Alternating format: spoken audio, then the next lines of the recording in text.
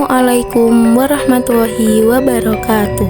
Halo adik-adik, hari ini kita akan belajar tentang seorang tokoh penting dalam sejarah Islam di Indonesia, yaitu Sunan Bonang. Yuk kita simak kisahnya. Biografi Sunan Bonang. Sunan Bonang adalah salah satu dari 9 wali songo yang menyebarkan agama Islam di Pulau Jawa. Nama aslinya adalah Raden Maulana Magdum Ibrahim. Ia adalah putra dari Sunan Ampel, seorang wali besar yang tinggal di Surabaya. Ibunya bernama Nyi Ageng Manila, putri dari Adipati Tuban, Jawa Timur. Sejak kecil, Sunan Bonang suka belajar agama.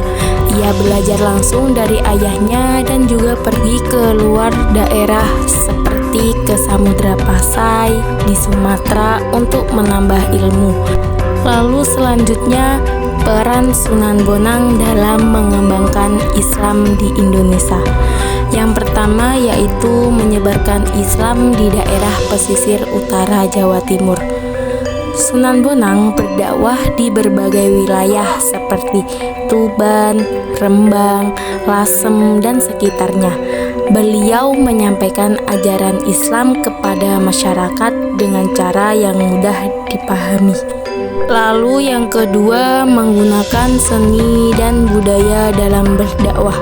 Sunan Bonang berdakwah melalui tembang Jawa atau lagu-lagu Jawa dan alat musik gamelan. Dengan cara ini, masyarakat merasa senang dan cepat menerima ajaran Islam. Lalu yang ketiga, menciptakan tembang dakwah berisi ajaran Islam. Salah satu karya terkenalnya adalah tembang Tombo Ati yang berisi nasihat dan petunjuk agar manusia selalu dekat dengan Allah.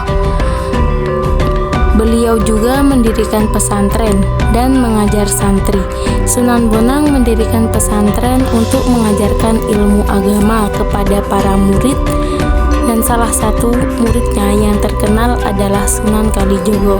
Lalu yang terakhir, mengajarkan Islam dengan cara yang bijak dan damai. Sunan Bonang tidak memaksa orang lain masuk Islam. Ia mengajak masyarakat dengan cara lemah lembut, penuh kasih sayang, dan menghargai budaya lokal. Selanjutnya adalah hikmah dari mempelajari kisah Sunan Bonang. Hikmah dari kisah Sunan Bonang yang pertama yaitu belajar dengan giat. Sunan Bonang suka belajar agama sejak kecil. Kita juga harus rajin belajar agar menjadi pintar dan berguna. Terus yang kedua, berbagi dengan cara yang baik. Sunan Bonang mengajak orang berbuat baik dengan cara yang lembut. Kita juga harus sopan dan tidak memaksa saat mengajak orang lain berbuat baik. Terus yang ketiga, menggunakan bakat untuk kebaikan. Sunan Bonang menggunakan seni untuk mengajarkan Islam. Kita bisa menggunakan bakat kita untuk hal-hal yang baik dan bermanfaat. Lalu yang keempat, sabar dan bijaksana.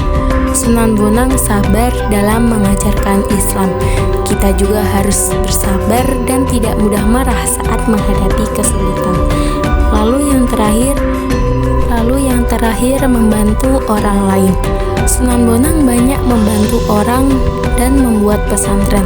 Kita bisa menyontohnya dengan suka berbagi dan membantu orang lain.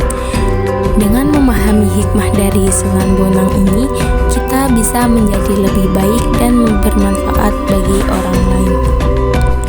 Ayo kita tiru semangat belajar dan dakwah Sunan Bonang ya. Mari menjadi anak yang rajin, sopan, dan suka berbagi ilmu.